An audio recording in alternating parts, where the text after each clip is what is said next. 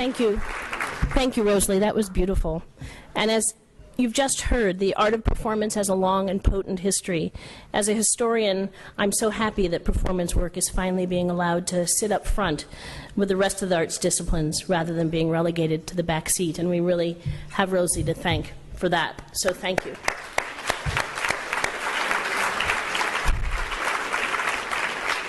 I have one bit of housekeeping that I just want to remind. There is a beautiful, beautiful outfit designed by 3as4 in collaboration with Yoko Ono. That is a raffle item.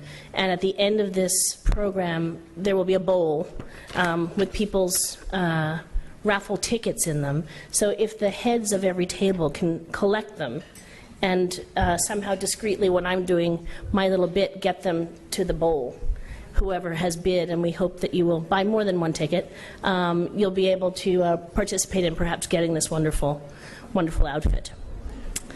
As I mentioned on the onset, today is a day about celebration and participation, and both are at the root of the work of today's honoree. Oh, I started a flurry. I'm sorry. I didn't mean to do that.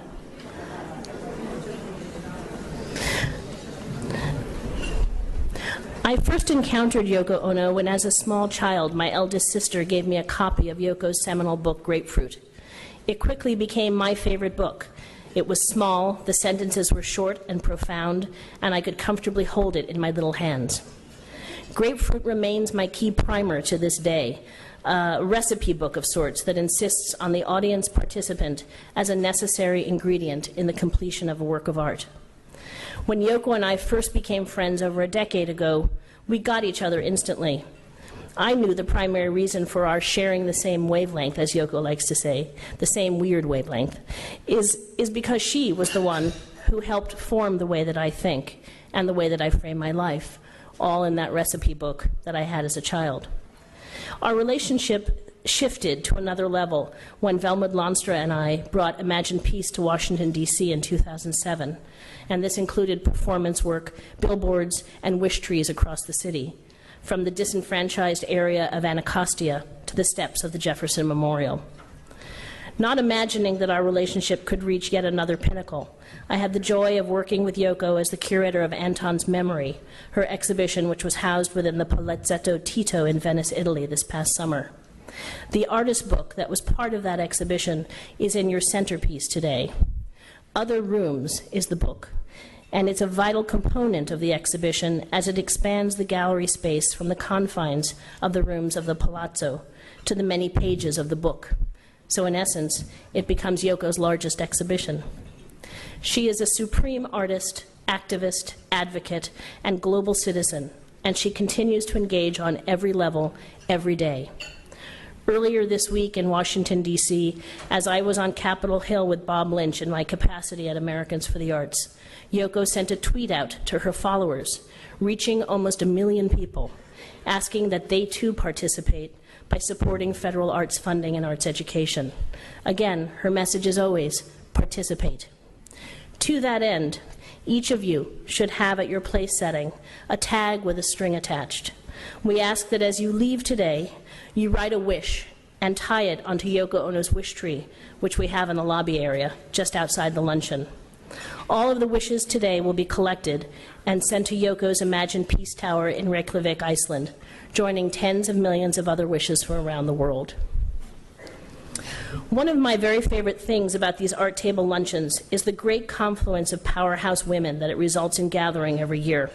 And it's my pleasure now to introduce one of those powerhouse women who will be presenting today's award to Yoko Ono. Toby Devan Lewis was the 2009 recipient of ArtTable's Distinguished Service to the Visual Arts Awards, and with good reason. She is a philanthropist, art collector, author, and curator, and founder of the Toby Fund, a private foundation whose mission is to foster creativity in the arts, education, health, environment, and in the development of progressive institutions. Toby was curator for more than 20 years for the Progressive Corporation, amassing an award-winning collection of more than 6,000 works. In her capacity as a corporate curator, Toby made it clear every day that the arts could be and should be part of everyone's daily life, and she integrated art into every aspect of the office environment, including commissioning artists to create works for the company's annual report. She was and remains dedicated to providing access to art to more than just an art-savvy public. And through her early support of Prospect New Orleans, the largest biennial of international contemporary art in the United States, she proved that the arts are a powerful economic driver in the rehabilitation of a struggling urban economy. Though Toby hails from Cleveland, she sits on many boards across the country, including the New Museum right here in New York City. Toby's interest in the arts challenges how we look and perceive our world. Like Yoko Ono, Toby Devan Lewis is a woman with strong beliefs and who lives life through those beliefs. Please welcome to the stage a remarkable woman and a good friend, Toby Devan Lewis.